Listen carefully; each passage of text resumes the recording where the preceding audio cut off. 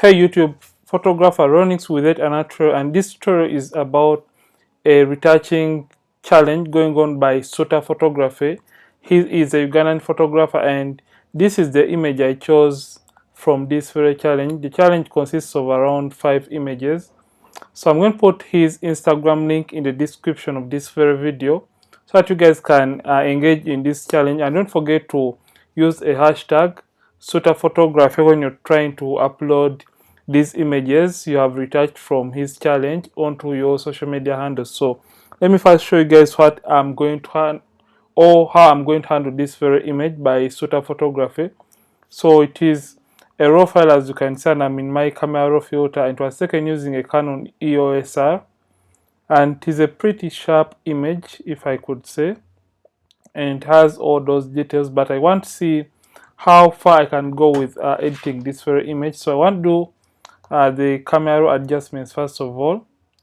So I'm going to simply come right down here, and I'm going to drop down my highlights like that. Then I'm also going to come to my whites and also knock them in. Then my blacks too.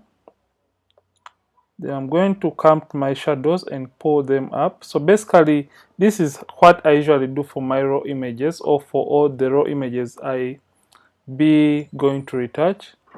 Then I'm going to simply come to my exposure and just knock it up a little bit and add some contrast. Then since I feel like I have some kind of magentas, and it is an issue with Canon cameras, I'm going to simply come to the tint, and I'm just going to just move it towards the green side to get rid of that kind of magenta or reddish feel in the image. So I think I prefer images to have that kind of warm color. So I'm going to add a little bit of clarity, and I think we are done with this. So I'm going to simply open the image into my Photoshop for further retouching. So let me just wait for that, and it's going to open the image into my Photoshop. So basically this is the image we have right now, and I'm going to crop this image in a ratio of 4:5 as usual. I'm going to get my crop tool, and I'm going to crop this image because I have so much negative space right above. I'm just going to knock it down like that. So I think that is fine, and I'm going to start retouching. And since this is an 8-bit image, I'm going to be using settings for editing 8-bit images, and I usually don't want my tutorials to be really long. So let me first clean up the image. So I'm going to duplicate the background layer by hitting Ctrl or Command J and simply get my spot healing brush tool. I'm going to simply clean up this very portrait, and the makeup is really good, I should say. The makeup artist did a wonderful job trying to make up the model, so kudos. So let me just clean up this a little bit, and we shall go in with the skin retouching and blending the makeup. You can see those uneven tones in the makeup variation basically. So let me just do this quick, and we shall be good to go. And I think I love this very image. So let me first of all merge these two layers. Actually, let me not merge, let me just hit Ctrl or Command J. Then I'm going to name this low, and I'm going to name the upper layer high, like that. So simply select the low frequency layer, turn this off, and come to filter, then come to blur and come to Gaussian blur. So for this step I usually want to blur out or remove most of the textures from this very image. So I'm just going to move this. So I think that is fine. So I'm going to start moving this radius until I start losing out on the textures in the image. So I'm just going to move this until I've completely lost out on the textures from this image. I think at 7 I have lost out majority of the textures. I'm going to simply hit OK. I'm going to select the high frequency layer, and I'm going to activate it. Remember, this layer contains the textures in the image. I'm going to come right here to image, and I'm going to come to apply image. And since this is an 8-bit image, I want to show you guys the difference between 8-bit and 16-bit images when you're doing your frequency separation, because when you use settings for an 8-bit image on a 16-bit image, it is not going to be giving you the right results or the best out of your retouching. So for a 16-bit image, so this is why you notice if at all an image is a 16-bit or an 8-bit image. So simply come and select the low frequency layer. So this is where they basically differ. You come to the blending mode if at all it is a 16-bit image and select add. Opacity 100, the scale is 2, and the offset 0. So what you have to make sure, or what you have to do, is simply click invert and you'll have the textures on this gray kind of layer. But if at all it is an 8-bit image like we have right here, you can see this 8 right here, you simply change the blending mode from add to subtract and turn off invert. Make sure the scale is 2 and offset 128, opacity is 0, and make sure your preview is on, and you'll get your textures on this gray kind of layer, and just hit OK. Come and change this from normal to linear light, and you'll get back the image looking the way it is meant to be. I'm going to put these two in a group by hitting Ctrl or Command G on the keyboard after selecting them. I'm going to name that frequency separation. So I'm going to be doing skin retouching. So I'm going to open the group and I'm going to select the high frequency layer and come and create a black and white adjustment layer on top of my texture or high frequency layer. So the reason for doing this, I just want to basically just darken so that I can see the tonal variations in the image, because I'm going to get my mixer brush tool and I'm going to start blending the tones in the image. So that is why. So I'm going to just double click right here and I'm going to darken it still even more. I think that is fine. So come to the low frequency. Remember, I'm going to be blending or evening out the skin tones in the image. So I'm going to come right under here and I'm going to get my mixer brush tool. So this is a mixer brush tool, not an ordinary brush tool. I'm going to come to the settings and make sure it is a clean brush. So I'm basically going to select the second option because I want the brush to be cleaned automatically every time I'm trying to blend or even out the skin tones. The wetness, I'm going to be using a wetness of around 9%. Load 75, mix 90, and the flow 100. Make sure sample all layers is not checked or selected or marked, because we only want to work on the low frequency layer. I'm going to zoom in slightly and I'm going to start evening out the skin tones. And remember, when you're doing this, make sure you even out the midtones alone, the shadows alone, and the highlights alone in an image. So basically that is what I want to do. I usually use frequency separation alone because I don't want to go into adding portraiture, because portraiture is going to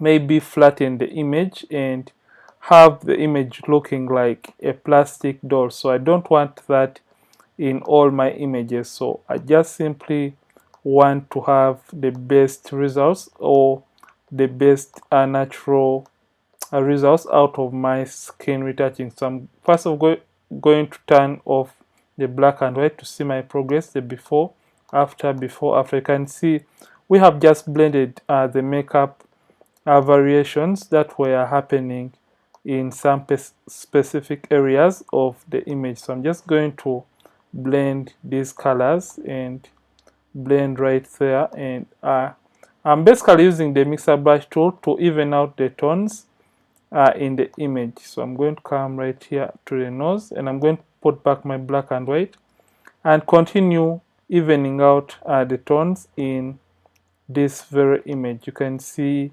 I'm blending the shadows alone, and we have a highlight. I'm just going to come and blend that, and come this side and blend that too, and also blend this. And so let me try to blend this area like this. Then I have some kind of highlight. I'm just going to come and blend that too. So I'm basically harmonizing the colors or the tones in the image. so that I can have a way nice or a nicer looking beautiful image, or more nice I should say. So I'm basically using the mixer brush tool to even out the tones in the image, because I'm going to be applying the second method, and for those that have been watching my tutorials, you know that very method. And if at all you're new to this tutorial or to my tutorials, don't worry, we are going to be sharing that in just a few minutes. So let's see a progress so far, because we don't want to go overboard while doing skin retouching. So you can see the before after so far, and the image is really looking great. So I'm going to simply come right here and I'm going to blend or even out the tones right here. So come and turn this back on, and I'm going to come right to this corner of the lip area, and I'm going to kind of harmonize or blend this. The reason as to why I create a black and white layer is to see every imperfect skin tone in an area. So I'm going to come to this shadow right here, and I'm just going to harmonize and blend it. The reason as to why I turned off the black and white is simply because I wasn't seeing the colors right here well. So I'm going to simply blend this right here and blend this blue light that was hitting the model, and come this side and just harmonize that. So if at all you want to harmonize a smaller area, you can simply zoom in, but I wouldn't recommend it when you're using the mixer brush tool, unless you're really careful and you have mastered the art of using the mixer brush tool while you're editing your images. So I think we are done with the first area, because we're going to be perfecting that in a few. So let's see our progress so far for this very image. This is the image before after. You can see we have gotten rid of these imperfect skin tone transitions or variations in the image. So just want to blend the neck area too.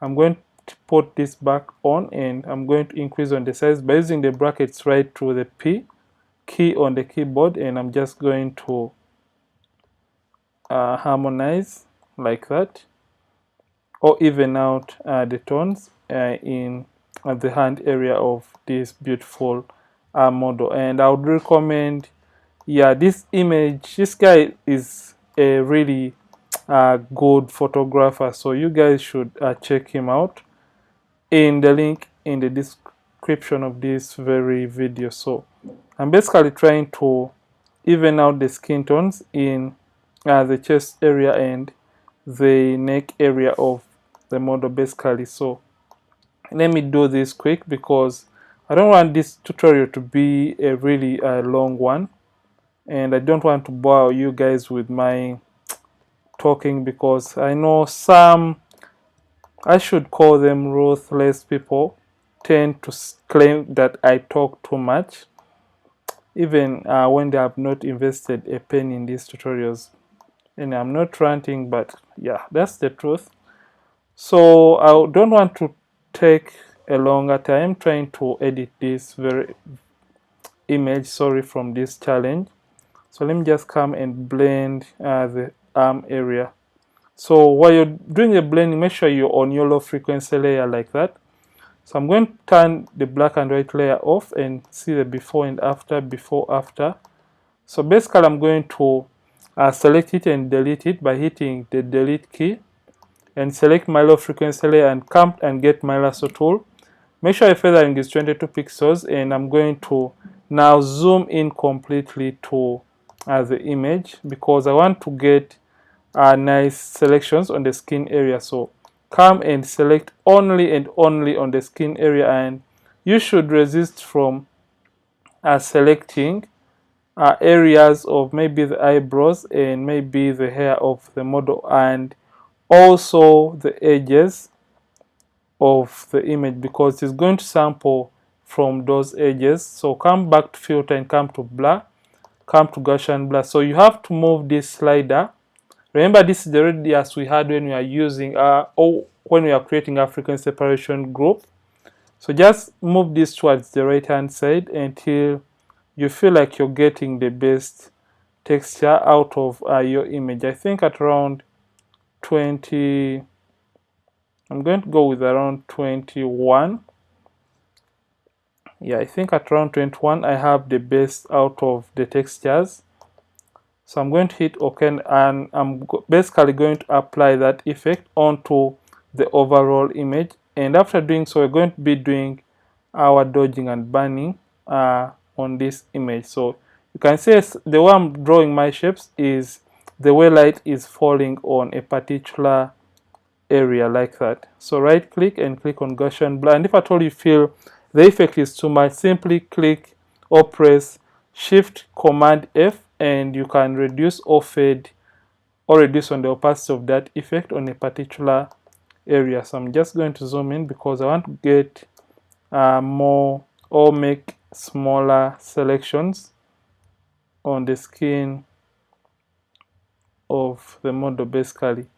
So you can see I just want to apply it right there, and you can see this method is more of perfecting the areas I may have missed out when I was trying to use my mixer brush tool to even out the skin tone. So we are basically trying to compensate for the areas that we may have missed out to blend when we are using the mixer brush tool to even out the skin tones in the image. Remember, skin retouching is more about evening out the skin tones in images, and that is basically usually, or it is usually caused by the light, the way light falls onto the skin. It tends to cause some kind of variations on the skin. So I think that is okay, and I hope I'm not going overboard because I can still see the textures we had initially before. And yeah, that is it for the skin retouching. So I want to clean up the image even more. I'm going to select the high frequency layer. Since it contains the textures, I'm going to get my spot healing brush tool and I'm just going to do some minor cleaning up. So make sure sample all layers is not checked or selected, and just click over the blemishes to get rid of them. So I could come right there and clean that. So I'm basically trying to keep this image as natural as possible for this tutorial. And I think I'm going to post this image onto my Instagram, and you should check out the resolution, because usually Photoshop is going to YouTube is going to compress this image or this video, so you won't be able to look at the image in its right resolution. That's why I'm going to post this image so you can see the before after. So I want to add a little bit of shape of or dimension to this image, and I'm going to be using dodging and burning by using the color range option because I want this tutorial to be as short as possible. So I'm going to come to curves and I'm going to come to select, then color range, and I'm basically going to look for a highlight in the image. So these are my highlights for this very image, and I'm going to reduce on the fuzziness like that. And I'm going to click OK, and I'm going to now make a midpoint. Remember, I've just selected the highlights, so I'm just going to brighten up it a little bit. So the before and after, and now I'm going to burn, so or darken the shadows in the image. So come to select, and I'm going to come to color range, and for this case I'm just going to select the shadows. So these are my shadows for this image, and make sure your quick mask is selected or it is on, and come and hit OK. And I'm going to make a midpoint and now darken like that. So this step basically helps me to even color grade this image. and have those nice looking colors in the image. Remember, I'm dodging and burning as well as color grading. So this is the trick I would usually recommend you guys to adopt when you're doing your color grading. So this is basically my first step. So I'm going to put these two in a group. So this is going to be my dodge and burn, like that. So after doing so, you can see the before and after for my dodging and burning. I've basically just added shape or dimension onto this very image. So what I'm going to do, I'm going to do color grading. So I'm going to come to selective color, that is my first option. I'm going to come to the blacks and I'm going to intensify on the blacks in the image. Then come to the yellows and I'm going to knock the yellows towards around -4. So you can see the before and after, before, after. And after doing so, because I wanted to enhance this blue color even more, I'm going to create a stamp visible layer by hitting Shift Alternate Command E on the keyboard. And I'm going to hit Ctrl or Command J and I'm going to come to Filter and come to Camera Raw Filter to do the eye whitening and further color grading. And before I can color grade this image even more, I'm going to simply come right down here to my calibration option and I'm going to play around with the red primary. I'm going to go with around -26 will do, and I'm going to come to my green primary under the saturation to see what is going to work best for me for this very image. I'm going to pull my saturation up to around 20 and I'm going to come to my blue primary, and also because I want this image to really be a vibrant image, I'm going to go with around 10. So you can see the before and after, before, after. It is not too much and it is really looking, it is subtle, I should say. I'm going to come to my red primary and I'm going to move towards my orange side, towards a little bit towards the orange side, and you can see the before and after, before, after. So we are going to do the eye whitening to see the results we have so far. Come to adjustment brush tool and I'm going to basically zoom into the image like that until I have the emphasis on the eyes. So how this works is I basically want to remove color or the yellow tones or the warm colors from the eye of the model. So the opposite of yellow is blue, so move this towards the blue side to around 28 and the tint to around, the eyes usually have that kind of magenta in it because sometimes we have green color. That's why we have to move this towards 61 or the magenta side. The highlights are going to go with around 4 and the whites to around 4. And after doing so, remember we have color in the eyes. Come the saturation and knock it all the way down to around -61 and reduce on the size by using the bracket on the keyboard, or you can simply use this option and that slider. So just come and start painting over the white area of the eye. Only paint on what you feel should be white in the white area of the eye. I hope I make sense by that statement. So just come and whiten what should be white in the eyes of the model. So I think this looks okay and nice. So let me zoom out to see if at all the eyes don't look really blue. I think that looks okay. And I'm going to continue turning out the saturation. So I think that looks fine. I'm going to simply hit OK like that. So after doing so, I'm going to come back to my selective color option and do some little bit more of tweaking. I'm going to come to the reds basically, and I'm going to turn down the yellows slightly, and I'm going to add some cyans to the image because I want it to really pop. and I'm going to come to the yellows, and I'm going to just increase on the yellows of this image. I think this looks nice and beautiful.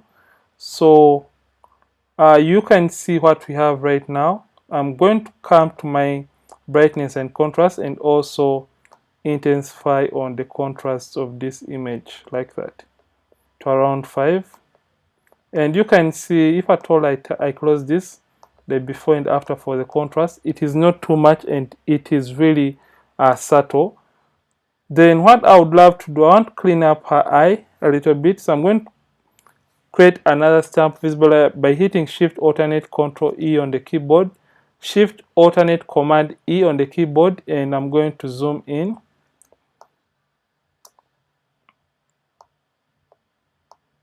I'm going to zoom in, Command plus, and I'm going to clean up the eye like that to get rid of these veins and some kind of color from it.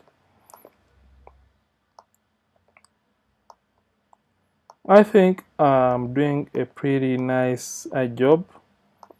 So I could come and clean up everything, but I think we are done retouching this very image. So let's see what we have done so far and alternate. And this was the image before and after, before, after. Let me zoom in slightly, Command plus. So this is the image before, after, before, after. I could zoom in even a little bit more because I want to show you guys what I've done for this challenge. So this is the image before, after, before, after, before, after. And if at all you love this tutorial, don't forget to like this video and don't forget to subscribe this channel. Don't forget to follow the photographer of this image called Suter Photography on Instagram. The link is going to be in the description of this video. I'm Ronix from Ronix Photography. Thank you for watching, and I'll see you in yet more tutorials on this channel. Don't forget to keep practicing, and I would recommend that you guys should engage in this challenge, and I'll see you. And don't forget to keep practicing and keep creating.